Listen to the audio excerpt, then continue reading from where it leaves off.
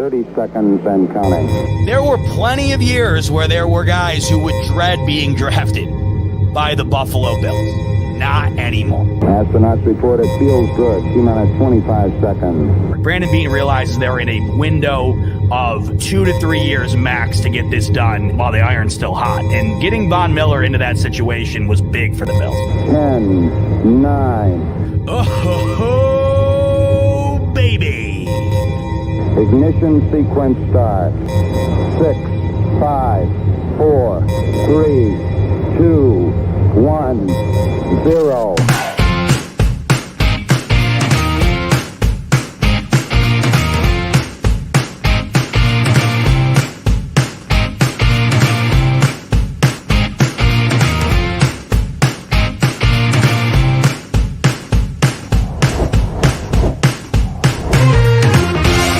Great interview, guys.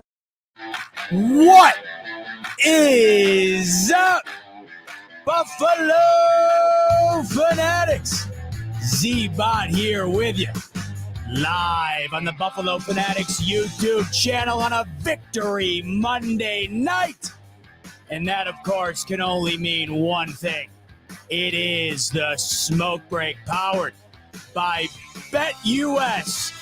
Good to have you in on a Victory Monday off the Bills, improving to 5-2 with a dominant victory over the Tennessee Titans, 34-10, your final from Orchard Park. The Bills moving on up the ladder. The Jets, the Dolphins moving on down the ladder. We got a lot to talk about tonight.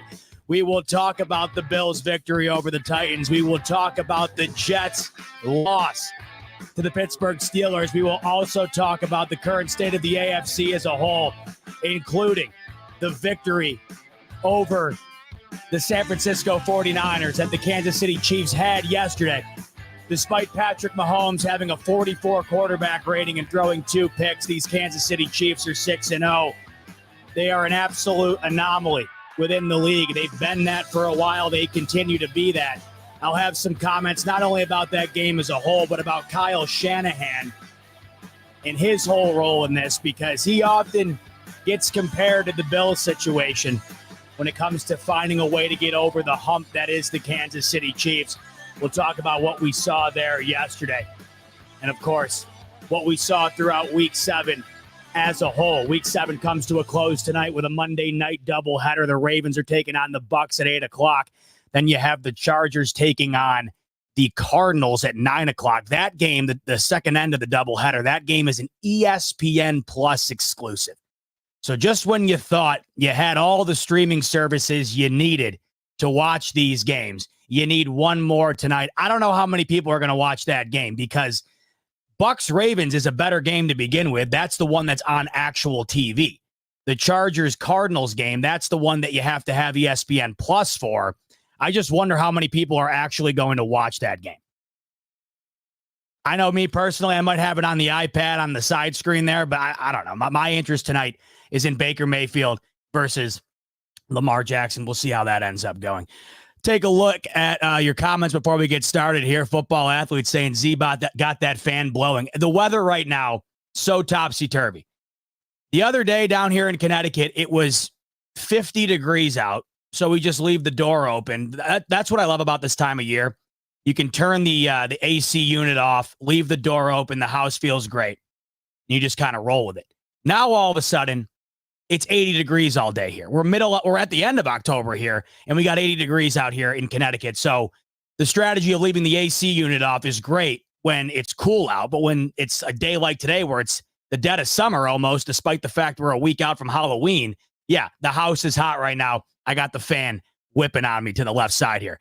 Signified Nose coming in with an early super chat. He goes, before you start, let's eulogize the offseason AFC East champs, the 2024 New York Jets, killed by the man they sold their souls to, Aaron Rodgers. Don't you worry, Signified. We'll have plenty to talk about when it comes to what we saw from the Jets last night. And what we saw from the Jets last night is exactly what I've been telling you we would see from these Jets throughout the year. They continue to prove me right. And you know I'm not a guy that likes to come on here and toot his own horn, but I'll rip that horn like I'm in the middle of getting into an accident. over these New York Jets and how right I've been about this debacle. I cannot get enough of it. It is crazy to say, but I've been enjoying the derailment of the Jets just as much as I've been enjoying almost the success of the Bills. I don't know why I'm getting such a sick thrill out of this, but it is a hell of a watch. And if you're like me, you're enjoying every single second of it. What else do we got in here? Augustin, he's saying, love that shirt. Where'd you get it at? TJ Maxx. Shout out my mom. She's watching right now. So up in Rochester, TJ Maxx will get like random hauls of Bills stuff. This happened to be one of the things she found there. If she ever sees anything cool that she thinks I like, she'll grab it. So she grabbed me this. Down here, it's a bunch of Jets and Giants stuff. So, I don't even have any interest in walking in the door. I'm not even going to look at that stuff. She goes and takes a peek for me out every now and then. They had this. Love that, by the way, because if you're in the Buffalo, Rochester area, they get a ton of stuff and it's cheap. It's like half the price of what it would be anywhere else. So they got some cool stuff there. Check it out if you have one near you and you're in the Buffalo or Rochester area. Before we dive into it tonight, let's go ahead and take a look over on BetUS because we can't get into next week early enough. Well, obviously, we got the win this past week, but it's time to move on to the Seattle Seahawks, which we'll be doing throughout the week. More on that in a second. But as we talk about that game, we'll head over to BetUS right now, where, as you'll see, the week 8 lines are up. And the Buffalo Bills open up as a 3-point favorite on the road in Seattle. Seahawks coming off of a dominant victory of their own. Much like the Bills, they score 34 points. They beat an Atlanta Falcons team 34-14. I thought Seattle would hold their own in that game, have a chance to win. I wasn't expecting a 20-point victory. That was an impressive win for the Seattle Seahawks, especially coming off of the loss that they suffered to the San Francisco 49ers on Thursday Night Football a couple of weeks ago. The Niners kicked their ass. They wind up turning that into an ass kicking on Kirk Cousins and company in Atlanta. And now the Bills have to travel all the way to the opposite end of the country, go against the 12-man, go against Geno Smith, and try to get this win streak rolling on in to November. So right now the Bills are a field goal favorite on the road in Seattle. Couple of variations about this game that we're not entirely used to as Bills fans. One, playing all the way on the West Coast. You can't travel any farther than traveling from Buffalo to Seattle. That's literally about as far as you can travel within the United States. Not only that, this game is a 4 p.m. game. We had a couple of these last year, more than we're used to, but I still have a tough time getting used to the 4 p.m. games for the Bills. It's either 1 p.m. or prime time. These still throw me off a bit. This will be the Bills' first 4 p.m. game of the year. As I mentioned on the post-game show last night, do not overlook these Seattle Seahawks. This game, much tougher than advertised. But the Bills still are a 3-point favorite on the road. Throughout the week, we'll be talking about the Seattle Seahawks. I will have a buddy of mine, Brandon Kane, who, if you watch me on Tuesday nights where I host the NFC West Roundtable, he is the Seattle Seahawks representative. Him and I will be doing a collab show throughout the week. Brandon is incredibly knowledgeable about the Seattle Seahawks. You will want to tune into that. It will be live on both my channel here and on Brandon's channel. You're going to want to tune into that because Brandon does a terrific job of breaking down Seattle's entire team, and you'll get a good read about what we can expect going into that game. So with that said, Bills 3-point favorites on the road against the Seattle Seahawks on BetUS. All of the week 8 lines are up right now, as well as tonight's games for Monday Night Football. Those lines are up as well. If you want to take advantage of that, make sure to get in on the promo code we have going on for you over at BetUS. YouTube 150 is that promo code. It'll get you 150% sign-up bonus on your first deposit up to $2,000 and 125% bonus on your next 2 deposits after that. All right, let's dive into it. The Buffalo Bills, 5-2. How are we feeling today, everybody? How are we feeling about what we saw yesterday? It felt like in the beginning of that game, we weren't going to have a whole lot to feel great about.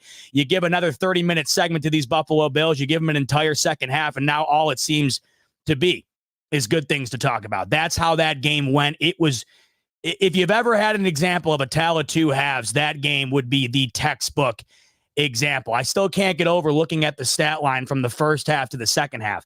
Not only was it a different game, that was a different team that we saw from both sides. We saw a different team than the Titans we saw in the first half. We saw a different team than the Bills we saw in the first half. For Titans fans, it was the opposite of what you could have wanted. For Bills fans, it was everything that we could have wanted. The Bills ripped off a 27-0 run in the second half, 34-0 after falling down 10-0 shockingly. The Bills were a 10-point favorite in this game. The Bills up and down the better team than Tennessee, but it's these slow starts that have been a bit concerning for Buffalo, but their ability to override them somehow go from being one of the, I don't know, on any given week, the Bills can look like one of the worst teams in football. And then all of a sudden you blink, you go to the bathroom, you grab a beer, whatever, you come back, and all of a sudden you're watching a Super Bowl contender. It's odd, but it's tough to complain when you find a way to channel what the Bills found a way to channel yesterday and get out with one of the more dominant victories of the entire day. Evan coming in with a super chat. Amari and Baby Ray complete this offense. It's only going to get better from here. It's really starting to feel that way. Yesterday was a great example, I think, of what the Bills can expect moving forward here. And the reason I say that is for a variety of reasons. Don't get it twisted. The Titans, bad football team. It's a bad football team. And I understand everybody's, I'm getting the comments, I'm getting messages. Bills are only doing this against the bottom feeders of the league. Let's do it against the top tier team. I hear you, believe me. Would I much rather see that type of performance yesterday, a few weeks back, against the Ravens or the Texans? Of course. We also have to keep in mind that every team's good for a stinker unless you're the Kansas City Chiefs, which I still can't get over. We'll talk about that later, like I said. But every team's due or going to have a crap game. The Bills had a crap game against the Ravens. I don't even know if that's the right way to put it. They didn't even show up for that game. That game was as bad as it gets. That's why it was the worst loss that they had in 43 consecutive games. But they happened. They did not play well at all against the Houston Texans. They didn't. Defensively in the first half was bad. It was really good in the second half. They did enough for the Bills to win that game in the second half. But Josh Allen had one of the worst games of his career in that game. Sean McDermott, the worst performance coaching-wise of the year thus far, as the same for Joe Brady. It was a bad game up and down, and they were still in position to send that game to overtime. Those are the only two blemishes right now for these Bills. They can only play the schedule that they have, and they've ran through the rest of the schedule. Not everybody else has done that. You go back to the same Ravens team I was just mentioning. This is a Las Vegas Raiders team right now that's going to be picking probably around the top 5 in the draft coming up here next year. And they found a way to blow a 10-point lead to them in the fourth quarter.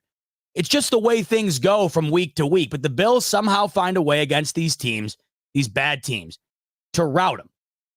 But the reason I bring that up is because, yes, the Tennessee Titans are a bad football team, but that's not a bad defense, especially when it comes to the pass defense. Going into yesterday's game, the Seattle Seahawks had the number 1 overall defense in terms of yards per game and the number 1 overall passing defense. The Bills have struggled in the air. They have. Going into yesterday, Khalil Shakir, as far as a single game high, Khalil Shakir had the highest total yardage in a single game against the Jacksonville Jaguars with just over 70 yards. That's it. Despite the fact that the Bills put up 34 against the Cardinals, 31 against the Dolphins, 47 against the Jags, the pass game hasn't been anything extraordinary. That's why yesterday was the first game all year we saw a receiver break 100 yards, and it was the first game all year we saw Josh Allen crack 300. It hasn't been great. But yesterday was genuinely great for a full half of football against what was the best pass defense in the league going into the game. Now, you might say, oh, well, there's an asterisk on that, right? Tennessee, who have they played? Was it really as good as advertised? Everyone's always going to have something to move the goalpost. They always are, especially with a team like the Bills playing a team like the Titans. The goalpost is always going to get moved. I get it. But it's not like they've played god-awful. They haven't played god-awful quarterbacks for the most part. A couple of them, sure. But they've played Caleb Williams, Aaron Rodgers, who I was told was supposed to be an MVP favorite. Remember that? Remember being told that? Those New York Jets? Those AFC East favorites, Super Bowl contending, MVP-led New York Jets? They also played Jordan Love, who's been playing terrific as well. And nobody had a better day on this Titans pass defense than the Buffalo Bills did yesterday, and that includes a first half where they didn't do anything. Josh Allen was 4 of 11 for what, 50-some yards in the first half, and he still strung together probably the best performance any quarterback has had against these Titans all year long. When you really contextualize what the Bills did through the air yesterday, it gets even more impressive when you realize they pretty much did it in a 30-minute time span. They didn't do it The entire first half. They had the broken coverage play to Keon Coleman in the second quarter. That, of course, counts towards the numbers, but 90% of the numbers were generated in the second half.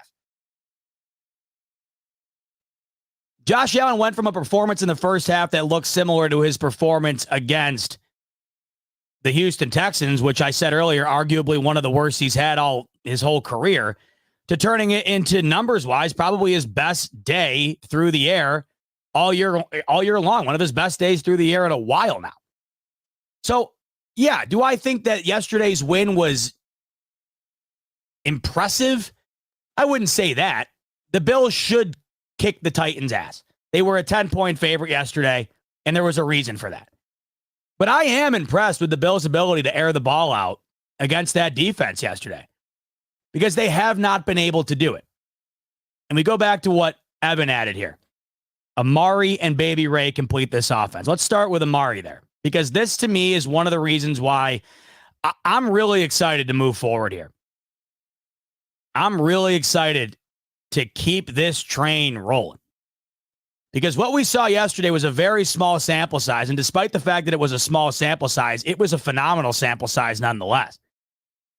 Amari Cooper drives overnight from Cleveland to Buffalo. You heard the story, I'm sure, on the broadcast yesterday, which I found to be hilarious, where he had to go. He was signing a bunch of gear, bunch of jerseys and memorabilia for the Browns, and then shortly after that, he gets traded. So he goes from signing a bunch of gear for the Browns, getting traded, driving through the night to Buffalo. Less than a week later, he's got to go out there and play for him. No way he's got a full grasp on the playbook yet. He probably doesn't even know everybody's name on the starting roster right now. And he goes out there, and compared to what the Bills have been putting on display from an individual standpoint in the past game, he had one of the best games that anybody had for the Bills in the air all year long. And what did that also attribute to? It also attributed to two other guys in Khalil Shakir and Keon Coleman having phenomenal days. Keon Coleman having the best day of his rookie season thus far. That is against the best pass defense in the league, and that's on a short week, coming off of Monday Night Football, coming off of Amari Cooper showing up overnight this past week to try and get acclimated with this offense. What's it going to look like when he's fully acclimated? What's it going to look like when he has a full grasp on this offense, when Josh Allen and him have a full few weeks of chemistry built, when Khalil Shakir, Keon Coleman, Dalton Kincaid get used to what Amari Cooper brings and how that affects their play? What's it going to look like? And that's why I feel like this portion of the schedule right now is so pivotal for the Bills, because they're going to be favored in every game the next 3 weeks going into the Chiefs game. And I wouldn't be shocked if the Bills go 3-0 these next 3 weeks, which they certainly can. If they do go 3-0 over the next 3 weeks, it would not stun me if the Bills were a home favorite against the Chiefs. It wouldn't stun me. We know what the Bills have been able to do against the Chiefs in the regular season, and it's in Buffalo. It wouldn't surprise me. But these next 3 weeks, you got a Seattle Seahawks team who I think out of the next 3 games is the best team these Bills will face. Their defense is getting healthy. When that defense is healthy, it will be one of the better defenses the Bills have seen. But with that said, the Bills have also played probably the 2 best defenses that they've seen all year the last 2 weeks. The Jets defense, as we know, nobody plays the Bills better than the Jets defense. No one is able to stifle Josh Allen more than the Jets defense. They weren't able to do it. Josh Allen played great in that game. And then, as I keep mentioning, the Titans had the number 1 overall pass defense going into that game yesterday afternoon. Bills were able to get all over that as well. So with that said, the Seattle defense, it's up there in terms of what they've played, but I still like the Bills' ability to be able to exploit it like teams have throughout the year here. And then you have the Dolphins. It was announced today that Tua will be returning this upcoming weekend in Week 8 against the Arizona Cardinals. So barring anything out of the ordinary, Tua will be playing against the Bills in Week 9 in Buffalo. But, I mean, I'll leave it up to you in terms of how much you value that, because whether it's Tua out there or it's Tim Boyle out there, we know what these Bills have done to anybody that is manning the ship for the Miami Dolphins. You know exactly how these games go. So it would actually have to be well out of the ordinary for the Bills to lose to the Dolphins. And speaking of those Dolphins who did not have Tua yesterday, who have been averaging the lowest amount of points in the NFL since Tua has no longer been the quarterback of this team throughout his injury here. Yesterday, the Indianapolis Colts could barely muster up anything against that team, barely beat that god-awful Miami Dolphins team that we've seen over the last few weeks. The Colts barely beat them yesterday. That's who the Bills will cap off this next 3-game stretch with. These are the upcoming 3 games. Not only is it advantageous for the Bills in terms of getting W's over the next 3 weeks, it's advantageous for the Buffalo Bills to be able to build this camaraderie that I was just speaking on within the pass game. And we already saw flashes of it yesterday, flashes bright enough to pretty much set in stone the best performance we've seen through the air already over the first month and a half here. I can't help but think that it gets better. How could it not? How could it not? And when you have 3 games that you're going to be favored to win in, when you're going up against a Colts defense that's abysmal, the Dolphins defense is average at best, and we know what the Bills are capable of doing against that defense, regardless of who's in there. And Seattle's defense, who it all really depends on what Seattle defense shows up. Is it going to be the defense that showed up yesterday against Kirk Cousins and the Atlanta Falcons? Or is it going to be the defense of the week prior that got destroyed by the San Francisco 49ers?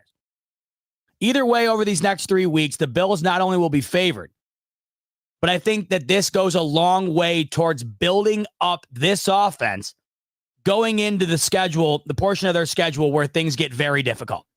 Because over a 4-week time span after these next 3 weeks, you have the Chiefs, the Niners, the Rams, the Lions. And I think currently the Chiefs are the best team in football. I think the Lions are a very close second in terms of the best team in football. The Niners not playing like it right now, but we know at any given moment they can turn it on and look like the second best team in football. Regardless, that's still a team coming off of an NFC championship in the Super Bowl, play away from winning it. And the Bills will have to play 3 of those teams within a 4-week time span, well, a 5-week time span. The bye week is between the Chiefs game and the Niners game. And then you got a Rams team who's been banged up, but they will be far healthier going into that game. It's on the road, and we know Sean McVay is not an easy opponent. The Rams are not an easy opponent. Their record might not be terrific going into that game, but it certainly will not reflect how good those Rams actually can be. So that's a real tough stretch there. But if you're able to really build things up, which I think the Bills can over these next 3 weeks, that's going to pay dividends in those games going into December. And then you end the year with the Patriots, Jets, Patriots. The Bills are in terrific shape right now. They're in terrific shape right now. Winning all of the games that they were supposed to goes a long way. And it's more than most teams through 7 weeks can say. Most teams through 7 weeks have lost a game that they should have won. All of these games that the Bills get ripped on for, they only win against the bottom feeders or whatever, they've won them all. They've won them all convincingly. They've won them all in dominant fashion. That's more than most of these teams in the NFL can say. And look how far that's gone. The Bills currently have a 2.5-game lead on the East, a 3-game lead on the Jets. And with the schedule moving forward here, I don't know how that changes anytime soon. And even if you factor in a couple of losses here, I'll just circle the Dolphins, Colts, and 2 Patriots games. That right there to me is 4 more victories without considering a Seahawks win this week, another Jets win, a win over either the Chiefs or the Niners. I think that they split those. A win over the Rams. Team's in phenomenal shape right now, and I feel like they haven't fully gotten it going. And this offense, I personally think that this offense, we have yet to see the best of it. And Evan also mentioned Ray Davis. This running back room is coming together in a way that I don't think we could have expected. We thought that Ray Davis was going to be a good complement to James Cook, the starter. Did you think he was going to be this good? Last week, what he was able to do against the New York Jets, that was good for the most yards from scrimmage by a rookie this whole year. He did that in his first start 6 weeks into the season. Yesterday, in limited opportunities, 5 carries. 5 carries, he got into the end zone and led the team in rushing yards. This dude's a stud. Enrico and I talked about it yesterday. We both feel like he's earned more touches in this offense. I have no problem with him getting more looks in this offense to complement James Cook. And then even when Ty Johnson gets his chances, I think he looks good too. They have a terrific running back room. And as this wide receiver room evolves with Amari Cooper here, that's going to open up things for not only Shakir and Coleman, it's also going to be able to open up things for Kincaid as well.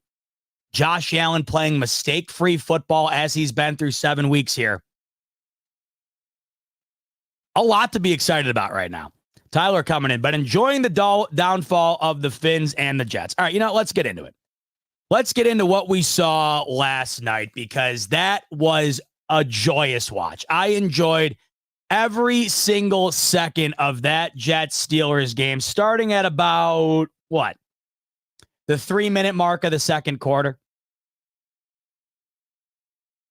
These New York Jets continue to double and triple down on the narrative that they were a Super Bowl contending team going into the 2024 season. Hell, they were supposed to be last year, but Aaron Rodgers goes down 4 plays in, and that was the reason why they couldn't compete, right?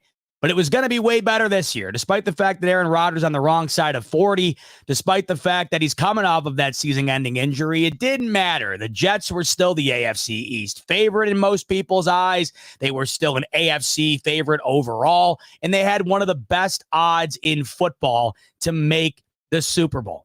And it never made any sense to me at all, not even a little bit.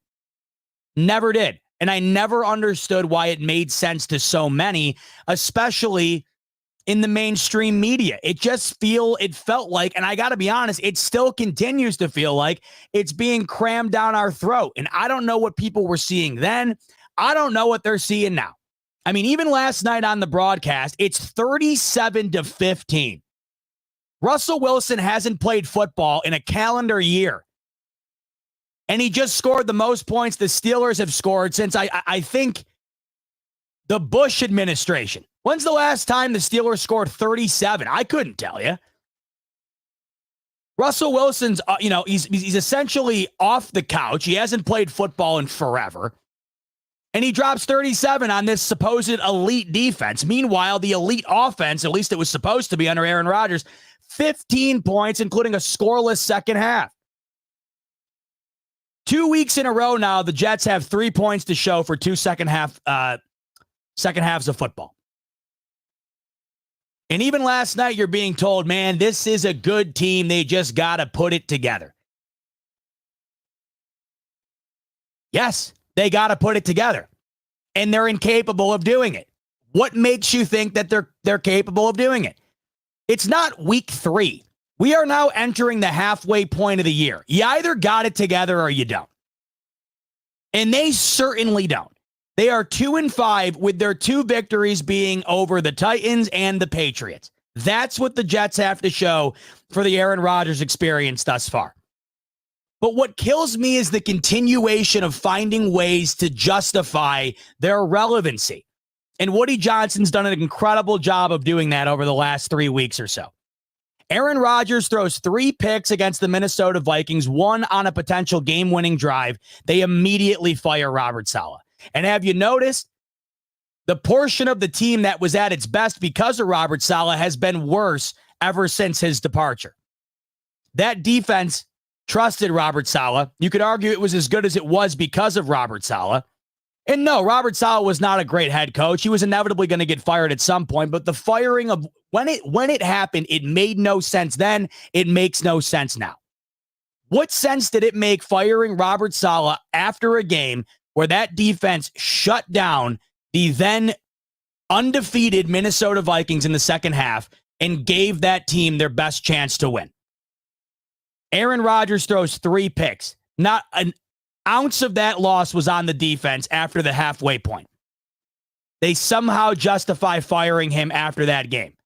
And it's even more confusing when you factor in that the Jets would then have 2 primetime games afterwards where they're going to be in the national spotlight. And the week coming up after that loss to the Vikings was a short week because they were coming back from London. And they don't fire Robert Saleh until Tuesday. So Jeff Ulbrich doesn't get his hands on that team until probably late Tuesday, Wednesday morning. They got to play on Monday against the Bills in prime time, coming off a trip to London. And then you got to follow that up on a short week going from Monday to Sunday in prime time again on the road in one of the tougher places to play in the NFL. It made no sense. So they go out against the Bills. And once again, in back-to-back weeks, Aaron Rodgers has a chance to go down and either tie the game or win the game on the final drive, and he throws an interception. But it's not his fault. It's got to be somebody else's fault. So what do? They go out and make a rash trade for Devontae Adams. That'll solve it, right? This is Aaron Rodgers' buddy. He wants him. Raiders want to get rid of him. Let's make it happen because this will be the difference. A move like that is done by a team that's in prime position to go and make a run at it. The Jets are not in prime position to go and make a run at it. That move, it was made under the pretenses that they are in position to go make a run at it, but in reality, the move was made out of pure desperation. The move was made to continue to try and justify that the Jets have a window that's open when in reality, there isn't even a window on the wall. That's not to mention the fact that they don't fire Nathaniel Hackett, which he should have been fired a long time ago. Once again, he hasn't been because of his relationship with Aaron Rodgers, but he's demoted. You pull up a new offensive coordinator. You now have a new interim head coach who has the same ideology as Robert Saleh. I never understood that. The offense has been the problem for this team all year long, yet you promote the defensive coordinator. Well, of course you had to do that because you couldn't promote the offensive coordinator because you just demoted the offensive coordinator. It is an absolute mess. And I'm sorry, I can't help but laugh at it. And it's not because I'm sitting here rooting. This is my whole thing on this. If the expectations going into the year for the Jets were, hey, we got Aaron Rodgers, right? We got probably the best team we've had as far as personnel on paper. We got probably the best team we've had in the last decade. We're going to make a run at the playoffs this year. If that was the narrative, if that was the expectation, and if that was what you heard talked about, hey, I look at this Jets team as a playoff contender. Maybe they can make some noise in the playoffs once they get there. You wouldn't hear a peep out of me. That's fine by me because that's ultimately how I viewed them. I figured a team last year, and this is hilarious, by the way, at this point last year, the Jets had a better record with Zach Wilson. The supposed issue with this team was the offense, and no more so than the quarterback. It was all Zach Wilson's fault, and it was all going to be alleviated when he was gone and Rodgers was back. They are worse today at this point of the year than they were last year with Zach Wilson. My issue has been and always will be the fact that going into this year, the narrative was not, hey, let's try ending this 12-year playoff drought, the longest in the entire league. Let's not try to get into the playoffs. Let's go and be the East favorite, an AFC favorite, and a Super Bowl favorite. That is what bothered me the most. That is what's bothered me the most up until this point, and that is why I have enjoyed every single second of watching this utterly fail.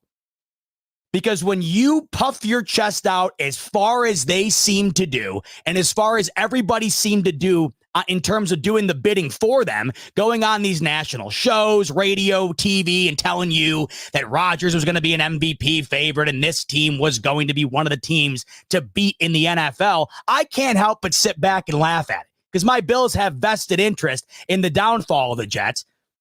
And it's just icing on the cake to me. It's icing on the cake watching this unfold because they went all in. For what? For what? They put all the chips in the center of the table on a 40-year-old quarterback on his way out the door, and they doubled and tripled down on it in a year where he's coming off of a season-ending injury. And look at the results. The Jets would have to go 8-2 to end the year in order to get to 10 wins. Think about it like that. Say that out loud. This team that was supposed to threaten the entire AFC and make a run at the Super Bowl would have to finish the year 8-2 in order to get double-digit victories. And I don't know if a 9-8 record gets you into the playoffs this year. Even if it does, that would still mean the Jets would have to go 7-3 over their final 10 games. Go ahead, look at their schedule, and let me know if they're winning 7 of 10 games. Because they've played 7 thus far. They've won 2 of them. And look at the opponents that they've played. They lost to the Denver Broncos, who scored 10 points. This team is not making the playoffs. And I don't even know how close it'll be. And even last night, you're still hearing, they just got to put it together, then they'll be there. What more? And I do genuinely kind of feel bad for Jets fans. I do. Because if I was a Jets fan, I would have been excited as all hell too. I mean, how could you not be? You haven't had a quarterback really my whole life. Mark Sanchez was about as good as it got, I guess, in my life, but they really just had an all-world defense that led them to 2 AFC championships in succession. It wasn't because of how good Mark Sanchez was, but he was serviceable. Maybe Chad Pennington, the best of my life, but you know what I'm saying. They haven't had one. I would have been excited as all hell too. I would have been excited as all hell to have a MVP quarterback, a Super Bowl champion quarterback. I would have had high expectations too. But Jets fans, much like the rest of all of us, were sold a gigantic bill of goods. And I thought the writing was on the wall the entire time. Because dysfunctional teams can never seem to get out of their own way. What they continuously do is get back in their own way. Instead of taking a step to the left or the right and allowing things over time to get better, they just continuously walk down that line of dysfunction. And you've seen it unfold no more so than the last couple of weeks here. I can't get over it. So this past week, the Bills, that game could have gone either way. If the Jets had a serviceable kicker in Greg Zuerlein, I know it could have gone a different way. I also argue that, if the Bills would have made their kicks and the Jets make their kicks, the Bills still win. The Jets had a Hail Mary. How often does that happen? But the overall point was the Jets had their chances in that game. Then they go out and get Davante Adams, who's commanding over $11 million in terms of money owed. They were able to move that contract down a bit. But did it feel like they were a Davante Adams away? And that's what I thought was so funny this past week. People were telling you they were. So much so that going into last night, the Jets, the New York Jets, the 2-win Jets, were going into Pittsburgh against Mike Tomlin, one of the toughest situations to be in football, against that defense. In my opinion, second, third best defense on any given Sunday could be the best defense. They went into that game last night, the Jets, as a field goal favorite. And I regret not putting my entire life savings on the Steelers last night. Because in what world, on what planet were the New York Jets deserving of being a half-point favorite last night, much less a full field goal favorite on the road against a defense that has been shutting down everyone all year long, against a Steelers team right now? And I know it's tough to believe, but they just find a way. These Steelers are now 5-2 with the same record as the Bills. And they've been putting together offensive performances the last couple of weeks. That's 2 straight weeks with 30-plus points. You go out, you get Davante Adams. He has 30 yards, and this offense scores 15 points. And this is why it wasn't a homer take to say that the Amari Cooper signing for the Buffalo Bills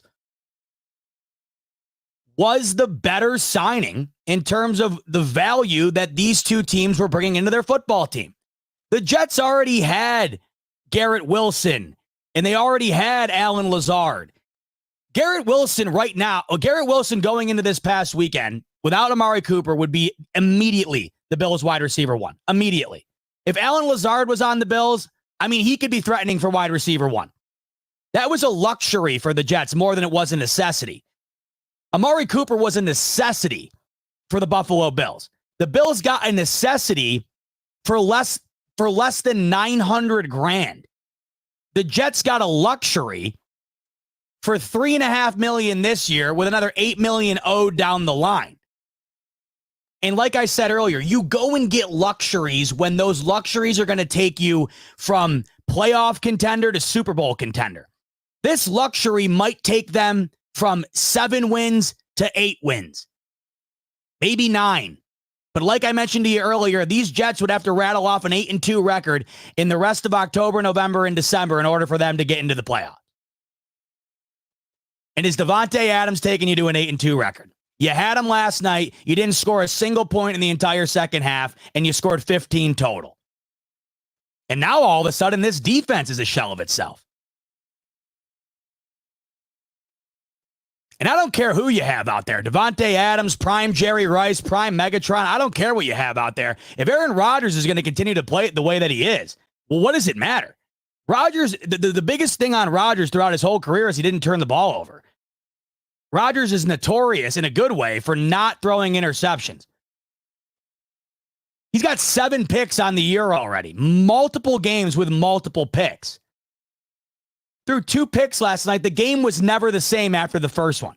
Right before the half, Aaron Rodgers throws an interception. At that point in the game, the Jets were up 15-6. The offense could not get things going for Pittsburgh. Russell Wilson did not look good to start the game. The Jets were in command of that game. And right around the 2-minute mark of the first half, Aaron Rodgers throws an errant ball, it gets picked off, and the game was never the same. The momentum completely swung. The Steelers immediately score, and then right in the beginning of the second half, another pick from Aaron Rodgers. Not only is he throwing picks, he's throwing picks in crucial moments. You're up by 2 scores, throws a pick right before the half on the wrong side of the field. All of a sudden, oh my God, the Steelers are right back in it. Throws another one in the second half. Oh my God, we're trailing. The week before, game-winning drive, game-tying drive potentially for the Jets against the Bills. Throws a ball down the field that's 5 yards underthrown, picked off. Game over. The week before against the Vikings, throws a pick 6. One of only 5 or 6 in his career. And then with that even factored into the game, he still gets a crack at a game-winning drive at the end of the football game, and he throws another pick on that drive as well. The Jets went all in on Aaron Rodgers saving this franchise, and thus far through 7 weeks, it's actually been a worse move than having Zach Wilson out there has been. I know that's insane, but that's the truth. Zach Wilson can give you 7 picks through 7 games all day long. Except the only difference would be that Zach Wilson wouldn't be dictating who your personnel and coaching staff is. Aaron Rodgers has been. And this has been an extraordinary watch. And not only is it a problem right now, it's going to be a problem in the foreseeable future for these Jets. This is a hole that they have dug that is massive. And it's going to take a while to crawl out of. And you got to remember, the Jets were already in an over a decade-long hole here in terms of trying to make the playoffs. This is a rough watch, and I hate to say it, but I also love to say it. I'm enjoying every second of it. And then the poor Miami Dolphins, sticking in the AFC East here. The poor Miami Dolphins. This offense is abysmal without Tua. And he'll be back this upcoming week, but what's that going to look like? What is that going to look like? Tua's coming off now. How many concussions does he have? I forget. But is he going to be back to normal? And if he is, I mean, where's the energy level of this team right now? I mean, Tyreek Hill is barely involved in the offense anymore. Jalen Waddle's barely involved. They cannot score.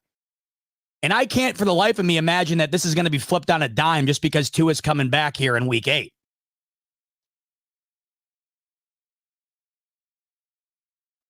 Looking up the offensive stats right now, the AFC East right now, the reason I'm talking about these two teams so much is because this is where the Buffalo Bills currently stand. And they're in phenomenal shape and once again continue to prove, despite to the chagrin of so many people who want to tell you this is going to be the year they fall off. This is going to be the year where they win the division by the widest margin maybe that they have in the last 4 years here. It's not even going to be close. Right now, in terms of offense, the Miami Dolphins are averaging 11.7 points per game. 11.7 points per game. That's nearly a field goal worse than the second worst team in the league, the New England Patriots. The division outside of the Bills offensively is as bad as it gets in the league. The Dolphins are averaging 11.7 points. The Patriots are averaging 14 points. And the Jets are averaging 18 points. All three teams outside of the Bills in the AFC East cannot average over 19 points a game. Bills currently right now are averaging over 28 points a game. It's a night and day difference. It's a night and day difference. But at least with the Dolphins, the excuse can be, well, we don't have Tua. At least with New England, the excuse can be, well, this is the first year without Belichick. It's a rookie head coach and it's a rookie quarterback. What's the excuse for the New York Jets? Well, we know that they've had 1,000 of them. What's the excuse today? Because the excuse was Zach Wilson. Then the excuse was Robert Saleh. The excuse was we don't have enough on offense, get Devontae Adams. What's the excuse today? What's the excuse? They don't have one. And it's left the AFC East completely for the taking for the Bills. And then you also factor in the defense as well, just how far in a way the Bills are currently at. Because the Bills are averaging 28 points offensively. They're allowing less than 20 per game. Meanwhile, the Dolphins are allowing over 20 points per game. The New England Patriots are allowing 25 points per game. So it's not even close. It's really not close. And I just think that the gap will continue to widen here. The Bills are entering into the easiest portion of their schedule, so to speak. And when you already have a 2.5 game lead on the Dolphins with a head-to-head victory and a 3-game lead on the Jets. And then if you look at the Jets' schedule coming up here, yeah, I understand they got New England this week. They should beat New England, but then they got Houston the following week in a primetime game.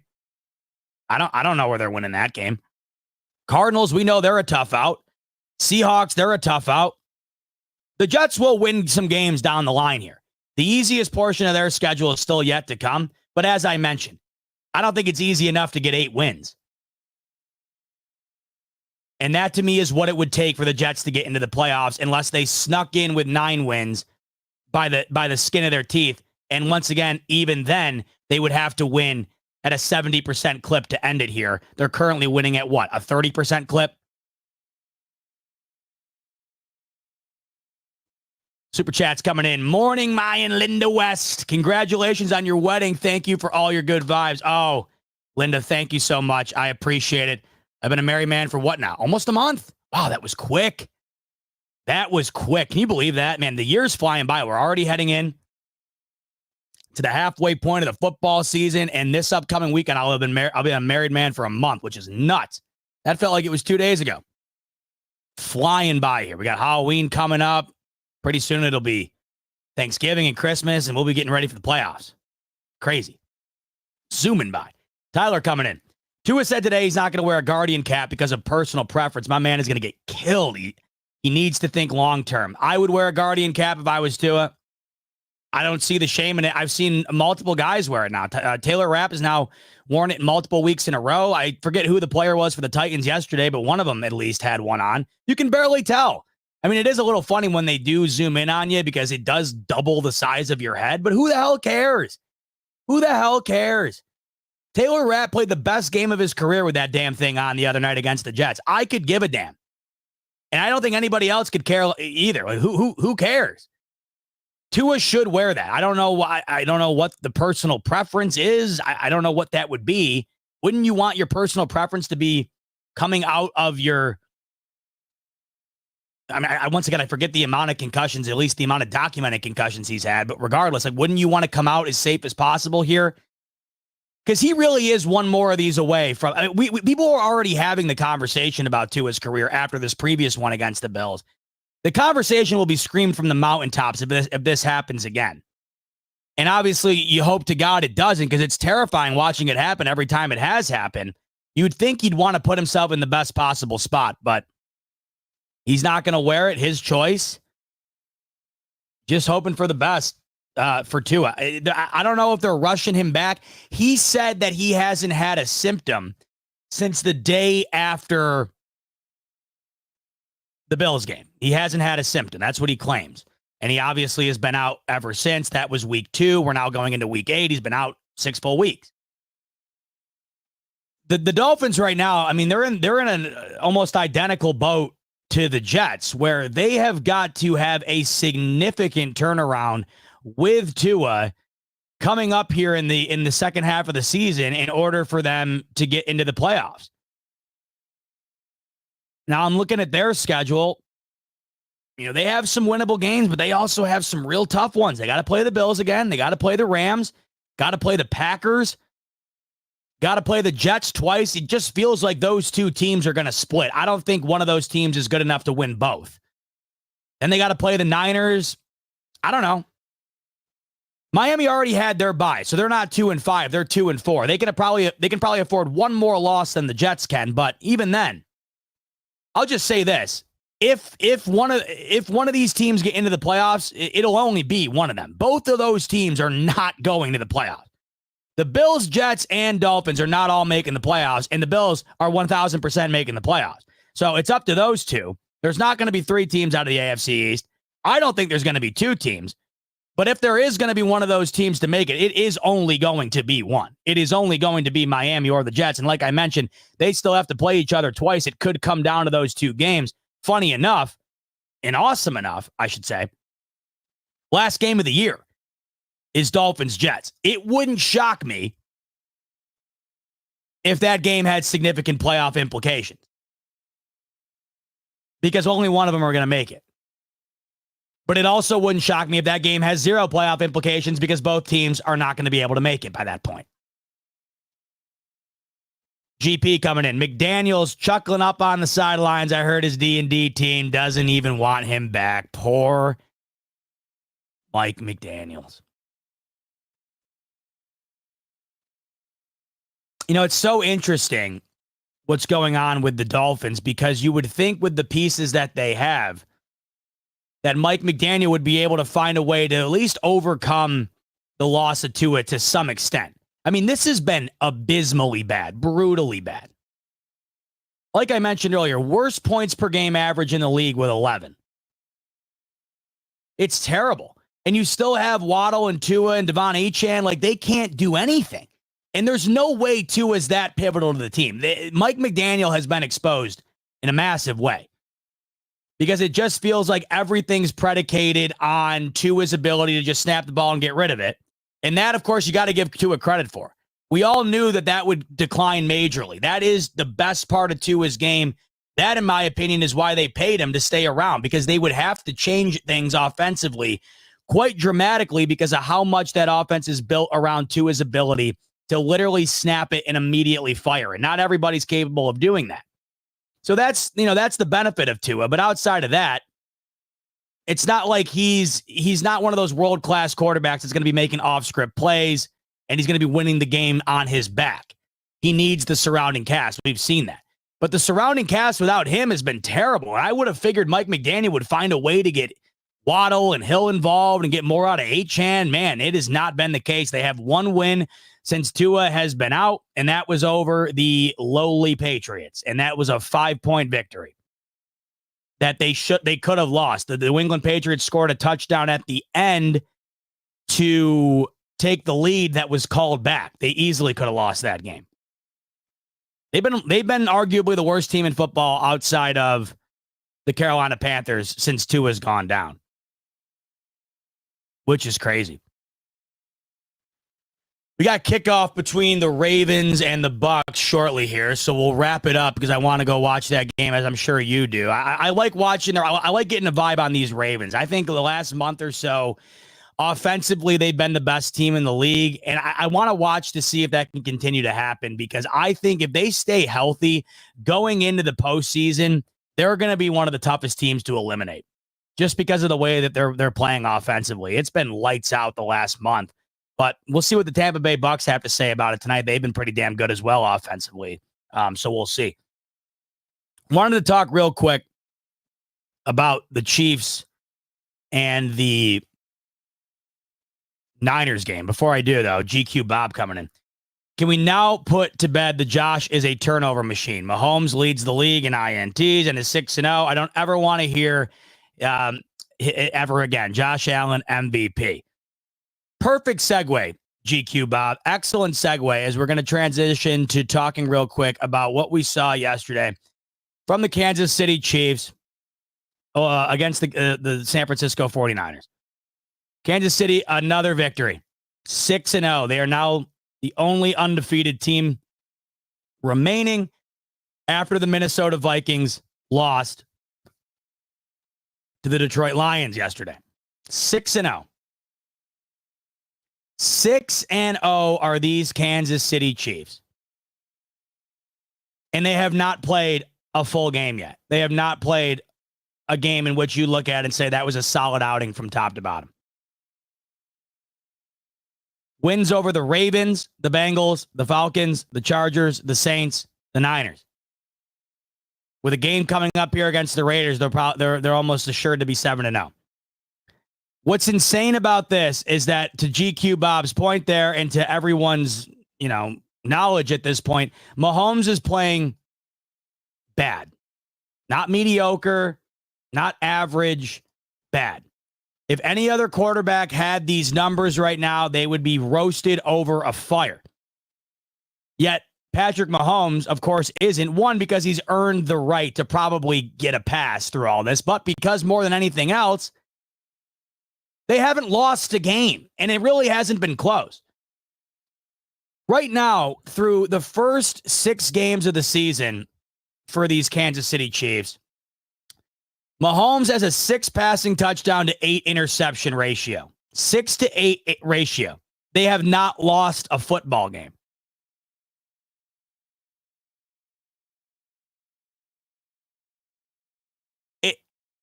It's unbelievable.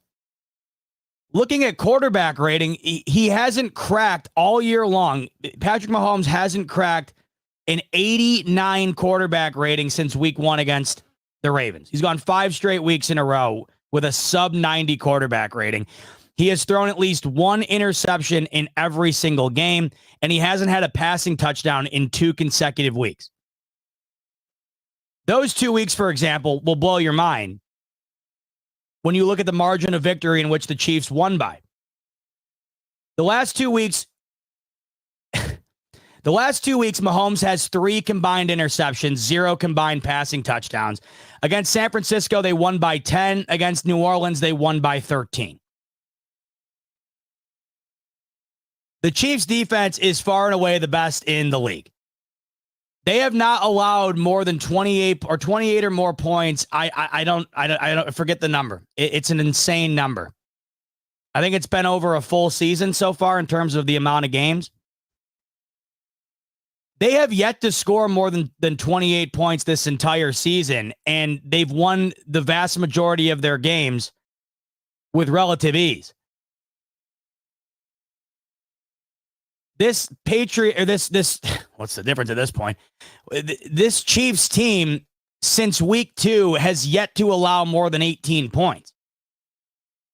And it's beyond frustrating to watch. It's beyond frustrating to watch unfold because you're watching this team. They make mistake after mistake. The offense can't do anything. They have nobody worth a damn offensively in terms of guys that scare you outside of Kelsey.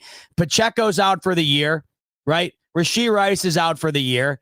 Travis Kelsey is 35 years old, and he's a boomer bust guy at this point. He's got no consistent game anymore from week to week. You're not getting that dominant Kelsey from week to week, right? Juju Smith-Schuster's now banged up after yesterday.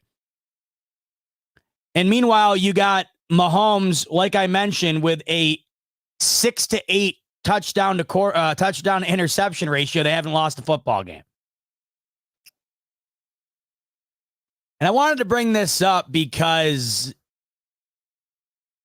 I found it interesting yesterday, the opponent in which they beat and how they beat them in the way that they played that resulted in a victory. The Chiefs didn't offensively. I know they scored 28 yesterday. Fine. You watched the game. There was not 28 points of offense on display there. There just wasn't. Their best play of the game was Mahomes pretending to run out of bounds. Everybody let up on it because they know that they hit him. It's an instant 15-yard flag. Mahomes, got to give him credit, as savvy as he is. He's well aware of that. Immediately cuts it up the field, takes it all the way down to around the 5-yard line on a 33-yard run, and they're set up, and boom. And they also forced 3 interceptions defensively on Brock Purdy, 1 in the red zone. They do everything right in the biggest moments, and even when they completely blunder on offense, the defense somehow finds a way to pick up the slack. And they've continuously done this week in and week out. But let's talk about the fact that they got this victory yesterday over the San Francisco 49ers. And it always brings me back to the one point I make every time Sean McDermott's name gets blasted with another loss against the Kansas City Chiefs. Kyle Shanahan has been considered one of the best coaches in the league for a while now. He's been considered by many as maybe the best offensive coach in the league outside of course, Andy Reid. Been touted as one of the best young coaches in the league. Regardless of who you talk to, you'd be hard-pressed to find somebody that does not have Kyle Shanahan in their top 5 coaches. Right? He has played these Chiefs 5 times. Twice, of course, in the Super Bowl, 3 times in the regular season. He's 0-5.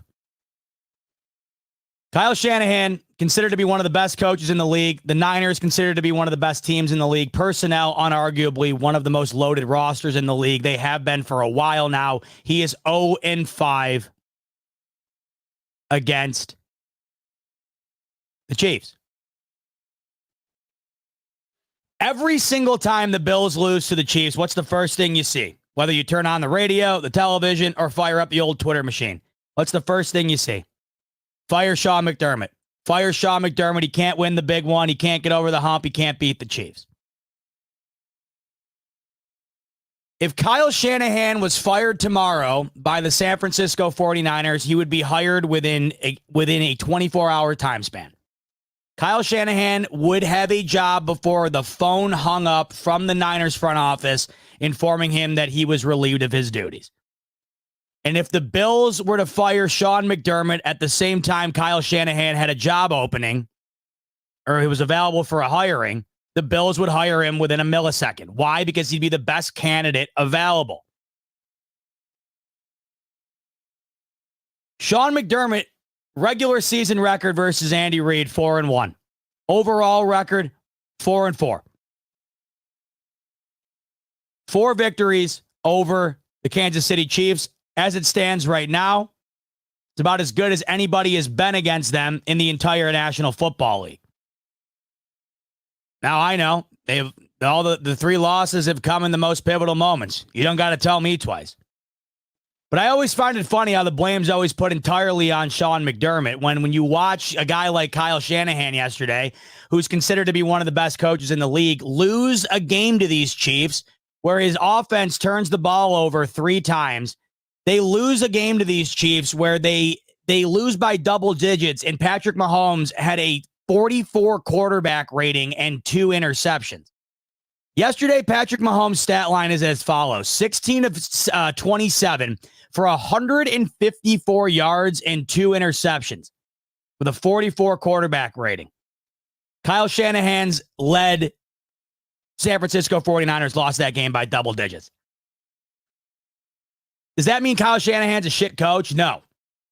Just the same as why Sean McDermott isn't a shit coach every time he loses to the Chiefs. The overall point here is the grass isn't always greener, and the overall point here is that the Chiefs are, I don't know who they sold their soul to. I don't know who within the organization actually sold their soul, whether it was Mahomes, Kelsey, Reed, or a mixture of all of them. The Hunt family, I have no idea. It could be one of them. It could be a collection of all of them, but none of it makes sense. And this is why I always said the same question that we sit around and ask ourselves after every loss to the Chiefs is the same question that all these guys who have a losing record against the Chiefs are asking themselves. Every year it results in the same. The Ravens will be asking themselves the same.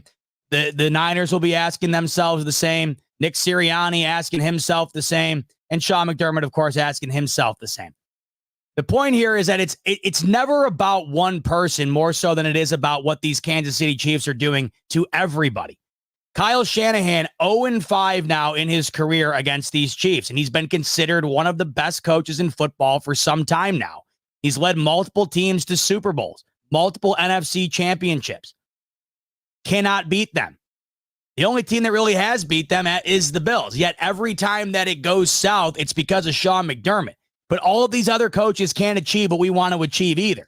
And that's the most frustrating thing. It's not a feather in the cap of Sean McDermott. I'm not sitting here and saying, oh, he's doing a hell of a job. He needs to get those victories. But so does everybody else, and nobody can do it. And you're watching it unfold now in an even more frustrating fashion because these Chiefs offensively have been borderline bad the entire year, and they have not lost a football game. This Chiefs team has been mediocre at best offensively and have not lost a football game. And of the 6 victories, they've allowed 20 or less points defensively. And how you can't be overwhelmingly frustrated with that, I'll never know. Because you're watching them, it never looks pretty. It never looks sound. They constantly seem like at some point it's going to collapse and they're going to lose the game. And then you blink and all of a sudden, oh my God, they did the 1 or 2 things here and then they win.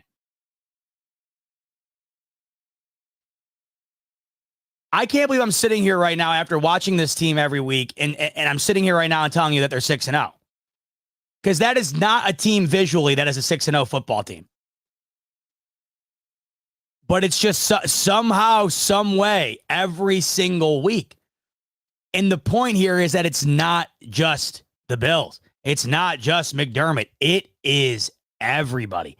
Everybody in this league, whether you're the first-time coach or you're considered to be one of the league's best, you fall victim to these guys every single time, and it happens in the most frustrating fashion. Because you come out of that game 95% of the time saying, I don't know what more we could have done. Felt like we gave them our best, but the best is never good enough. Regardless if you are the best of the best or the worst of the worst, somewhere in the middle, they're going to find a way. Walter's saying, so Z-Bot, you think if McDermott coached the 49ers, they would do the same or better? What's the difference? That's like saying if Kyle Shanahan coached the Bills, would they do the same or better? I mean, Kyle Shanahan has had an infinitely better roster in terms of personnel than the Buffalo Bills have had during this time span. Look at the amount of guys, especially offensively, that the Niners have. The Bills haven't sniffed what the Niners have offensively in terms of personnel. I'd argue what Sean McDermott has done is more impressive. He's got 4 wins against these Chiefs. Kyle Shanahan's got a goose egg. Goose egg. So you're telling me, because my point here is that if they fired if Sean McDermott got fired and Kyle Shanahan also got fired, Kyle Shanahan would be next in line to be the next head coach for the Buffalo Bills. And that guy that everybody wants is a guy that's 0-5 against the same team that everybody wants to bring in somebody to beat because the guy they want gone can't do it. Nobody can do it. Nobody can do it. So to your question, do I think McDermott, if he coached the Niners, would it be the same or better? Probably the same. If Kyle Shanahan coached with the Bills, it would be the same. Because what evidence do I have to the contrary? What evidence does anybody have to the contrary? Other than a Tom Brady win in the Super Bowl, a Tom Brady win in the AFC Championship, and God bless him, a fluky win, but a win nonetheless for the Bengals. That's it over these Chiefs. The rest, nobody has anything to speak on when it comes to playing against these Chiefs. And the only person who really does, you could argue, honest to God, it is the Bills. They just lose in the biggest moments. But people forget that they're the only team that consistently beats them. And that's more than 99% of the rest of the league can say. Now, if your question was if Josh Allen was on the Niners, would there be a difference? Then maybe I'd listen to you there. Because that would be essentially an all-star team. But I would argue that the Eagles going into their Super Bowl against the Bills, they had somewhat of an all-star team. And really right now, the way Brock Purdy he played awful yesterday.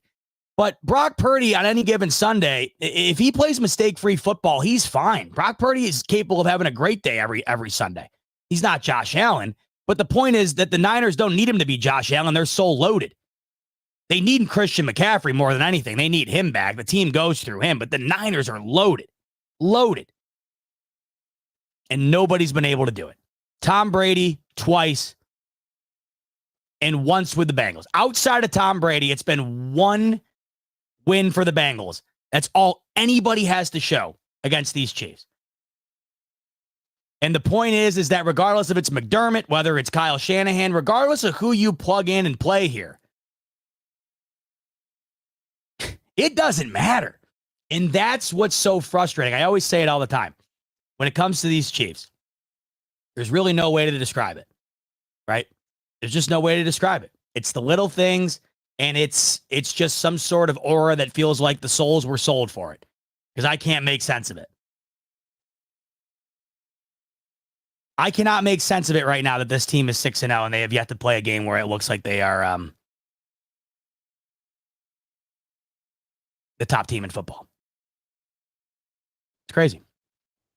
All right, saw some comments down here, by the way, that the game has started. It has indeed. The Tampa Bay Buccaneers have the ball, and the game is underway between the Ravens and the Bucs. That should be a good game. I'm looking forward to it. I'm also looking forward to this upcoming week. By the way, on your way out the door, make sure to go check out the lines over at BetUS. All of the Week 8 lines are currently up on BetUS. And as I said before, the Buffalo Bills are going into Seattle on Sunday afternoon as a 3-point favorite in the 4 p.m. window. We'll see how that number fluctuates throughout the week. I'm interested to see if some money comes in on Seattle, because that's a pretty decent favorite to be on the road all the way out on the West Coast. So we'll see if there's any movement there. But all of these lines are up right now on BetUS, and you can take advantage of them right now with the promo code YouTube150. That'll give you a 150% sign-up bonus up to $2,000 on your first deposit and 125% bonus on your next 2 deposits after that. All right, ladies and gentlemen, that's going to wrap it up. Talked about a variety of different things tonight. We didn't hammer in on the Titans game. We did that a lot yesterday. If you hadn't had a chance to check it out, Rico and I post-game show yesterday, we talk in depth about what we saw from the Bills in that Titans game. Make sure to check that out if you haven't done so already. Then upcoming this week, Rico will be with you tomorrow. Him and I will be together at some point this week, probably Friday. And as I mentioned to you earlier in the show, I will be collaborating with my man Brandon Kane, who does media for the Seahawks. We will be sitting down together this week and talking Bills Seahawks. You're going to want to tune into that because he really knows his stuff when it comes to the Hawks, and it'll give you, a Bills fan, a real good perspective on what we can expect upcoming this Friday. So stay tuned for a ton of BF content throughout the week here. Hit the like button on your way out. Hit the subscribe button so that you're notified of all the content coming your way. And once again, BetUS, the promo code YouTube150.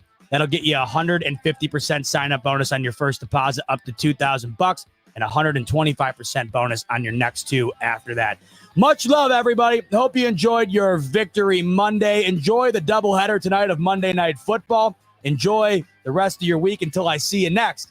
Much love as always, and go Bills.